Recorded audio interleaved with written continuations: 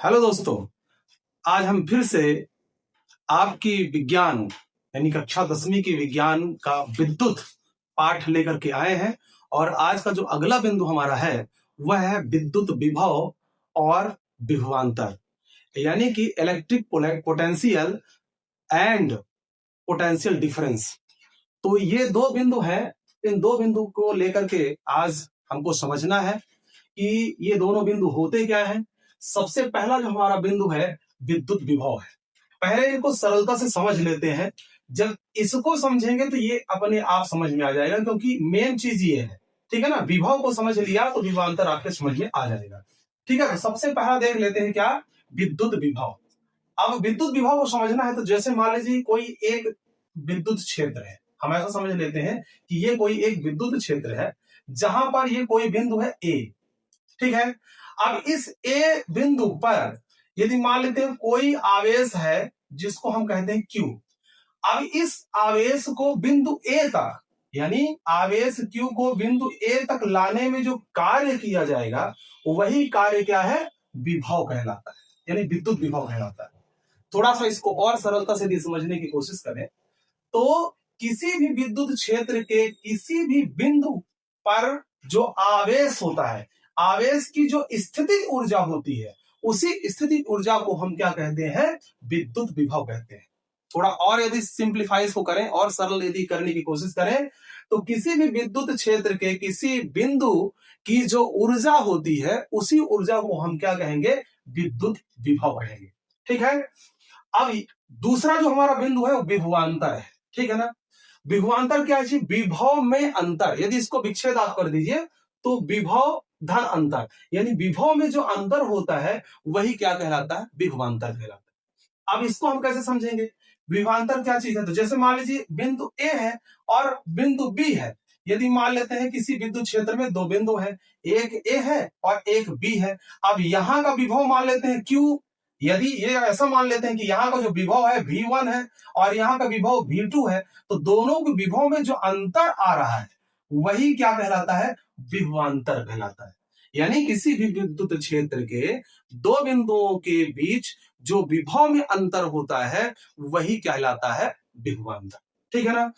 अब एक यहां पर और मुख्य रूप से बात हम आपको बताना चाहेंगे कि जो आवेश होता है वह आवेश का प्रवाह बिना विभवांतर के संभव नहीं होता है। आप सोचेंगे कोई चालक तार है और उसमें इलेक्ट्रॉन उन दो बिंदुओं के बीच प्रवाहित होने लगे जिनका विभवांतर सेम है। जैसे मान लीजिए एक ए बिंदु है और ये एक बी बिंदु है और इन दोनों का जो विभवांतर है समान है, सेम है, तो इलेक्ट्रॉनों का जो प्रवाह है, यानी आवेश का प्रवाह ना इधर से इधर होगा ना ही इधर से इधर होगा, यानी आवेश का प्रवाह होगा ही नहीं। तो इसका मतलब ये हो कि विभवांतर जो होता है आवेश प्रवाह के लिए बहुत ही आवश्यक फैक्टर होता है। तो ये कैसे होता है, क्या होना चाहिए, तो आवेश का प्रवाह होगा तो विभव का अंतर हो। लेकिन ये विभव का अंतर किस प्रकार से होगा, तो ध्यान दीजिए थोड़ा सा। अब जैसे मान लीजिए थोड़ा सा इसको समझ लेते हैं, कोई पानी की नली है और इस पानी की नली का जो तल है वह क्षैतिज तल के समांतर है, यानी क्षैतिज तल के एकदम बिल्कुल समांतर है। तो ऐसी स्थिति में इसमें जो भरा हुआ जल है वह जल ना तो इधर जाएगा ना ही इधर जाएगा, यानी ये स्थिर हो जाएगा, ना इधर जाएगा ना उधर जाएगा। लेकिन यदि ऐसा सोच लें कि इसको कनेक्ट कर दे किसी बड़े टैंक से, ऊपर रखे हुए किसी टैंक से यदि इसको कनेक्ट कर दिया जाए जिसमें जल भरा हुआ है, तो इसके बहाव की जो दिशा है आगे की ओर हो जाएगी। यानी ये समझ लें कि यदि दो बिंदु है ए और बी, तो यह ए से बी की ओर जल का प्रवाह जो प्रवाह है होने लगेगा। क्यों, कारण यह है क्योंकि ए में जो दबाव उत्पन्न हो रहा है वो ज्यादा है और बी में कम है, इसीलिए जो जल की धारा है वह ए से बी की ओर प्रवाहित होती है। ठीक इसी प्रकार से जो आवेश होता है वह आवेश दो बिंदुओं के बीच तब तक प्रवाहित नहीं होता है जब तक दोनों बिंदुओं के विभव में अंतर न हो जाए। तो ये विभव में अंतर कैसे हम क्रिएट करते हैं, तो इसके लिए बैटरी या सेल की आवश्यकता होती है। ठीक है, तो हम बैटरी या सेल लगा करके दो बिंदुओं के बीच हम विभव में अंतर हम कर सकते हैं। और जब अंतर हो जाता है तो आवेश का जो प्रवाह होता है वह अधिक विभवांतर से कम विभवांतर की ओर होने लगता है। तो ये तो बात होगी आवेश प्रवाह की और विद्युत विभव और विभवांतर की। अब थोड़ा इनसे संबंधित कुछ सूत्र और इनके जो एसआई मात्रक है उनकी बात कर लेते हैं। तो जैसा कि आपको पता ही है कि दो बिंदुओं के बीच जो विभवांतर उत्पन्न हो रहा है उसका फार्मूला क्या हो, तो विभवांतर बराबर होता है किया गया कार्य, क्योंकि इसमें कार्य ही तो किया जा रहा है। किसी भी एकांक धनावेश को एक बिंदु से दूसरे बिंदु तक लाने में किया गया कार्य, तो जो कार्य किया जा रहा है उसको हम मान ले W है, विभवांतर को हम मान ले V है, और जिस आवेश को लाया जा रहा है वो आवेश मान लेते हैं Q है। तो ऐसी स्थिति में क्या इसका फार्मूला बन के निकल के आ रहा है, V इक्वल हो जाएगा W/Q, अर्थात विभवांतर बराबर होता है किया गया कार्य और बटे हो जाएगा क्या, आवेश। तो इस प्रकार से ये तो इसका फार्मूला हो गया। अब रही बात इसके मात्रक की, तो मात्रक क्या निकल करके आता है, आप जानते हैं कि जो विभव है और विभवांतर है ये दोनों का जो मात्रक है एक ही होता है, एक जैसे होता है, सेम होता है। और वो क्या होता है, दोनों का जो मात्रक होता है वो वोल्ट होता है। ठीक है ना, क्या होता है, वोल्ट होता है, जिसको हम V से निरूपित करते हैं, वोल्ट। ये परीक्षा में पूछा जाता है, इस बात को ध्यान रखना है कि विभव अथवा विभवांतर का जो मात्रक होता है वो क्या होता है, एसआई मात्रक। कौन सा मात्रक, एसआई मात्रक। वो क्या होता है, वोल्ट होता है। और विभव तथा विभवांतर को किस यंत्र के द्वारा मापा जाता है, तो इसके लिए होता है वोल्ट मीटर।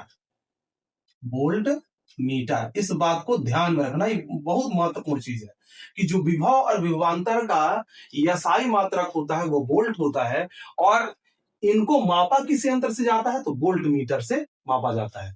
एक वैज्ञानिक है इटली के जिनका नाम था अलेसांद्रो वोल्टा।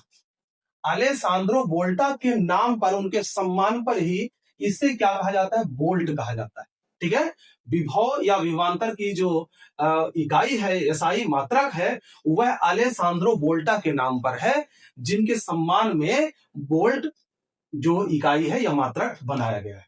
ठीक है, तो इस प्रकार से यदि हम ऐसा करें कि एक वोल्ट क्या होता है, तो इसकी भी परिभाषा आप देख लेते हैं कि जो एक वोल्ट होता है वो क्या होता है। तो मान लेते हैं किसी भी विद्युत क्षेत्र में किसी भी आवेश को, यानी एक कूलाम्ब को, किसी भी विद्युत क्षेत्र के एक बिंदु से दूसरे बिंदु तक एक कूलाम्ब आवेश के लिए किया गया जो एक जूल कार्य है वह एक वोल्ट के बराबर होता है। ठीक है ना, अर्थात जब एकांक धनावेश को एक के आवेश को, यानी कि एकांक धनावेश के आवेश को या एक कूलाम्ब को लाने के लिए, किसी एक बिंदु से दूसरे बिंदु तक लाने के लिए जो एक जूल कार्य किया जाता है, तो उसी को हम क्या कहते हैं, एक वोल्ट कहते हैं। यानी एक वोल्ट बराबर होता है एक जूल बटे एक कूलाम्ब। ठीक है ना, तो ये बातें हो गई यहां पर। अब एक बिंदु यहां पे और बच रहा है जो बहुत महत्वपूर्ण है कि जो वोल्ट मीटर होता है, इस वोल्ट मीटर को जिन दो बिंदुओं के विद्युत परिपथ में दो बिंदुओं के बीच विभवांतर को मापा जा रहा है, तो उनके पार्श्व क्रम में लगाया जाता है। ठीक है, कहां लगाया जाएगा, पार्श्व क्रम में या समांतर क्रम में लगाया जाएगा। जैसे मान लेते हैं ये ए बिंदु है और ये बी बिंदु है। अब इन दोनों के विभवांतर को मापना है, यानी विभव में अंतर है, इन दोनों का जो विभवांतर है मापना है, तो इस स्थिति में ये कहां लगाया जाए, इनके पार्श्व क्रम में या इनके समांतर क्रम में लगाया जाएगा। किसको, वोल्ट मीटर को, जिससे हम विभवांतर माप सकेंगे। ठीक है, तो इस प्रकार विभव, विभवांतर और इससे संबंधित कुछ महत्वपूर्ण बिंदुओं की बातें हो गई। नेक्स्ट वीडियो में हम कुछ और भी महत्वपूर्ण बिंदु लेकर के आएंगे। तो तब तक आप अपनी तैयारी करते रहें। धन्यवाद।